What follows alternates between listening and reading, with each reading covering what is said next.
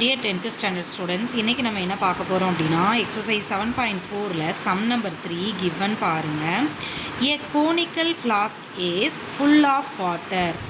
The flask has base radius r units and height h units. ஒரு conical flask இருக்கா, அது ஃபுல்லாக என்ன இருக்குது, வாட்டர் இருக்குது. அந்த கோனிக்கல் ஃப்ளாஸ்கோட ரேடியஸ் ஆறாம், ஹைட்டு வந்து ஹச்சுன்னு கொடுத்துட்டாங்க. சரிங்களா? The water poured into a cylindrical flask. இந்த தண்ணியை என்ன செய்கிறாங்களாம், கோனிக்கல் ஃப்ளாஸ்கில் இருந்ததை சிலிண்ட்ரிக்கல் ஃப்ளாஸ்க்கு மாற்றுறாங்க. சரிங்களா? அதோட பேஸ் ரேடியஸ் பார்த்தீங்கன்னா XR யூனிட்ஸ். இதோட யூனிட் வந்து ரேடியஸ் பார்த்தீங்கன்னா R யூனிட்ஸ், இதோட ரேடியஸ் பார்த்தீங்கன்னா XR யூனிட்ஸ்.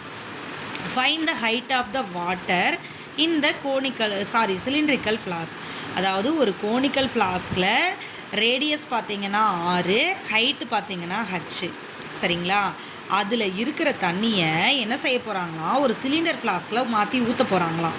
அப்படி மாற்றி ஊற்றும் பொழுது இந்த சிலிண்ட்ரிக்கல் ஃப்ளாஸ்கில் எவ்வளோ ஹைட்டுக்கு தண்ணி இருக்கும் அப்படிங்கிறது கொஸ்டினாக கேட்டிருக்காங்க. கொஸ்டின் புரிஞ்சுதுங்களா? ஸோ இங்கே நமக்கு நம்பர்ஸ் அந்த மாதிரிலாம் எதுவும் கொடுக்கல. ஸோ ரேடியஸு ஹைட்டுன்னு மட்டும்தான் மென்ஷன் பண்ணியிருக்காங்க. ஸோ இதோட ரேடியஸ் வேறு, ஹைட்டு வேறு, இதோட ரேடியஸ் வேறு, ஹைட்டு வேறு. சரிங்களா? அதனால் நம்ம டிஃப்ரென்ஷியேட் பண்ணி காமிச்சிக்கலாம். சரிங்களா? ஸோ இங்கே ரேடியஸ்னு மட்டும் மென்ஷன் பண்ணனால ஆர் யூஸ் பண்ணுறோம். இங்கேயும் ரேடியஸ் வந்து XR.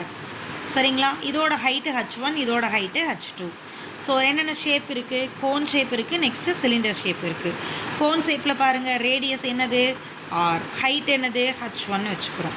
சிலிண்டரில் பாருங்கள், ரேடியஸ் XR, ஹைட் என்ன நமக்கு தெரியாது, அதை தான் கண்டுபிடிக்க போகிறோம்.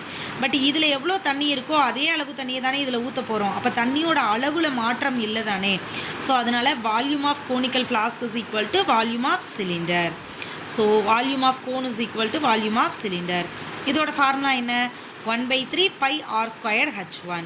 இதோட ஃபார்முலா என்ன, பை ஆர் ஸ்கொயர் H2. இப்போ பையும் கேன்சல் பண்ணிடலாமா, 1/3 ஆர் ஸ்கொயர் H1 அப்படியே இருக்குது. இங்கே ஆருக்கு பதிலாக நமக்கு என்ன அப்ளை பண்ணணும், XR. So XR the whole square into H2. சரிங்களா? இப்போது 1/3 r square into H1 equal to, இந்த ஸ்கொயரை ஸ்ப்ளிட் அவுட் பண்ணுங்கள். அப்போ எக்ஸுக்கும் ஸ்கொயர் வரும், ஆருக்கும் ஸ்கொயர் வரும் தானே. ஸோ அப்போ x² into R square into H2. இப்போ இது ஆர் ஸ்கொயர், இது ஆர் ஸ்கொயர், ரெண்டும் என்ன ஆகிடும், கேன்சல் ஆகிடும். அப்போ பேலன்ஸ் உங்கள்கிட்ட என்னென்ன இருக்குது பாருங்கள், 1/3 இருக்குது, H1 இருக்குது, இங்கே x² இருக்குது, H2 இருக்குது. இந்த H2 வந்து நீங்கள் கண்டுபிடிக்க போகிறீங்க. அப்போ இந்த x² இந்த சைடு கொண்டு வந்துடலாமா. ஸோ இந்த H1 மல்டிப்ளிகேஷனில் மேலே தானே இருக்குது.